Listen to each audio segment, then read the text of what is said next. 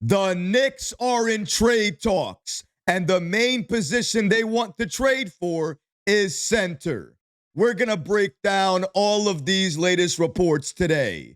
This episode is presented by FanDuel.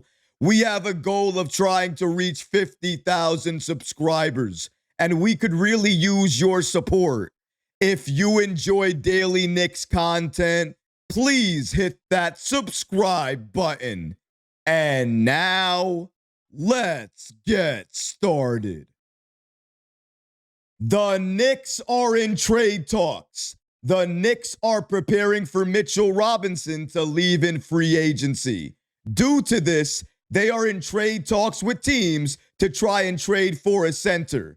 In fact, before the NBA draft, New York attempted to trade for a center, but they were unsuccessful. Shout out to Ian Bagley, who answered the following question on the latest edition of his mailbag. Ian Bagley was asked the following: have the Knicks been in conversations with teams about centers they can trade for? And according to Ian Bagley, he gave the following response: yes, before the draft, they checked in with at least one team with a center under contract. Obviously, nothing came to fruition. The team contacted by the Knicks was ultimately unwilling to part with its big man. The Knicks' approach in this check-in was more than just due diligence. According to the team the Knicks spoke with, they were genuinely trying to get a deal done. Was this because they knew Mitchell Robinson would not be back? I don't know the answer to that, but logic tells you they wouldn't have put a call in if they thought Robinson would be back. If the Knicks want to stay under the second apron next season, Robinson would have to take a significant pay cut to return to the team. We don't have details on who was part of the trade package or what team the Knicks tried to trade with, but obviously it didn't work. However, we do have more information on potential targets that the Knicks are looking at. Shout out to Ian Bagley for continuing to give us this following information. If the Knicks lose Robinson, they will have to find a serviceable center via the trade market or free agency. Free agency will be difficult because they will not be able to offer much more than a minimum deal. The next place to turn is the trade market. Maybe Moussa Diabate is available from Charlotte after they drafted a big man to add to their large center rotation. The Knicks have previously showed interest in Goga Bitadze, Yves Missi, and Nick Richards. I'm sure they will look at all options on the table if Robinson does not return. But it's not just one insider stating this. ESPN also mentioned that the Knicks might need to make a trade and that the chances of them keeping Robinson is even lower than we thought. Take a look at this update. Shout out to postingandtoasting.com for giving us this following information. ESPN's Brian Windhorst added a bit more information to the Robinson saga, saying that there is a real possibility that the Knicks won't keep Mitchell Robinson. According to Windhorst exactly, there is a real possibility they won't keep Mitch Robinson. The Knicks are working on it. They made several different moves to free up about $4 million in airspace under the apron. There's a possibility they may trade off another player to save money. They are trying to figure out Mitchell Robinson, but I would say it's not a guarantee that it will work. I would say Mitch is 50-50, maybe 51-49 to come back and return for New York. The reality is, it's unlikely that the Knicks will be able to re-sign Mitchell Robinson. That's why they attempted to try to trade for a center before the NBA draft.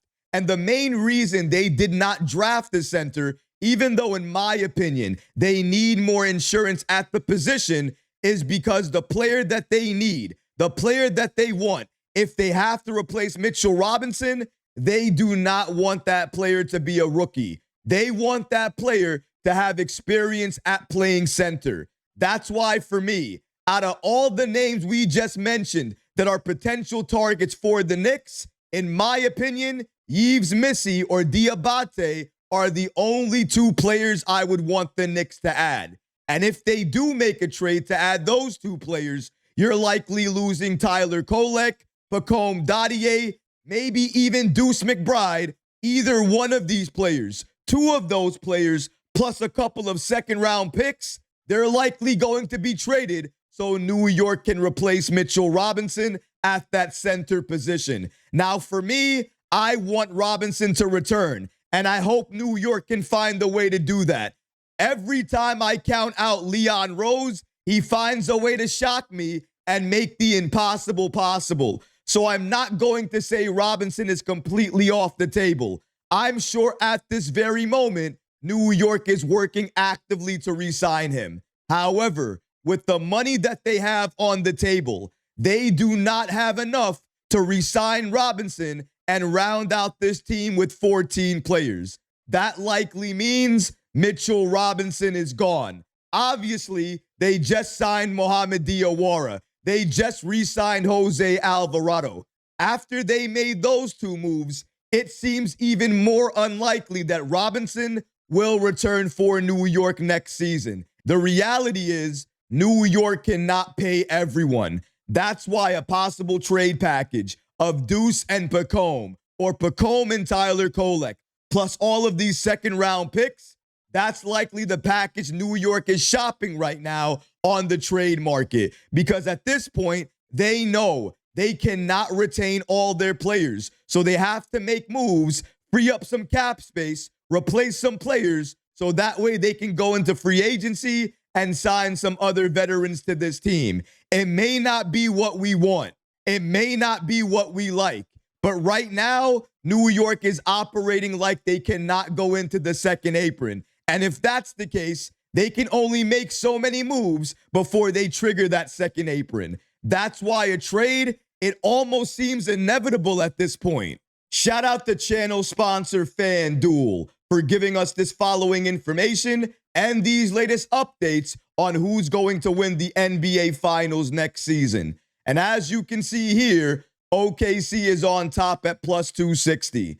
Then you have the Spurs also at 260. Then you have the Celtics at plus 600. Then you have the Knicks at plus 800. Then you have the Miami Heat at plus 2,000. The Nuggets at plus 2,200. The Minnesota Timberwolves also at plus 2,200. Then the Pistons at plus 2,500. And then rounding out this list is the Los Angeles Lakers, and they're at plus 3,000. Every team in the NBA, especially in the Eastern Conference, they're getting better. They're making moves. They want to be the best team come next season. And the Knicks, they're no different than that. They want to be a competitive team once again so they can win back-to-back titles. And Leon Rose and this Knicks front office, they're doing everything in their power to make sure this Knicks roster is competitive for next season. But clearly, they have their arms tied a little bit because they cannot go into the second apron in order to retain their players that help them win a championship. That means they have to choose. Which players can they re-sign for a discount, which they've already done in Diawara and Jose Alvarado, and which other players they're not going to be able to re-sign and they need to replace. Players like Mitchell Robinson.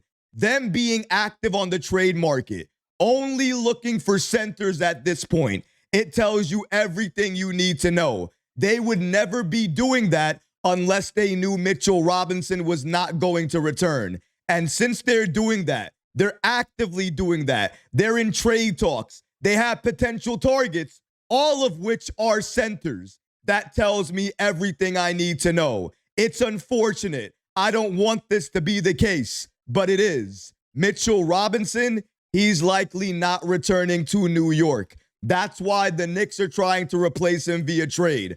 I'm not sure what trade they're going to make, but without a doubt, this roster next season for New York, it's going to look completely different. But what about you guys? What do you think about the Knicks actively in trade talks trying to trade for a center? Let me know how you feel about that in the comment section below, guys, because honestly, I would love to hear from you. Remember, you can find the Knicks Recap podcast on Apple Podcast, Spotify, Amazon Music, obviously YouTube, or wherever else you get your pods. Don't forget to hit subscribe, leave a 5-star rating, and write a review on those platforms. I truly appreciate your support. But that's going to do it for this episode. I hope you enjoyed it. And if you did, go ahead and smash that like button, leave a comment below, and of course, guys, please subscribe to the channel. Until next time, Knicks fans, take care of yourself, your families, and each other. Peace and love.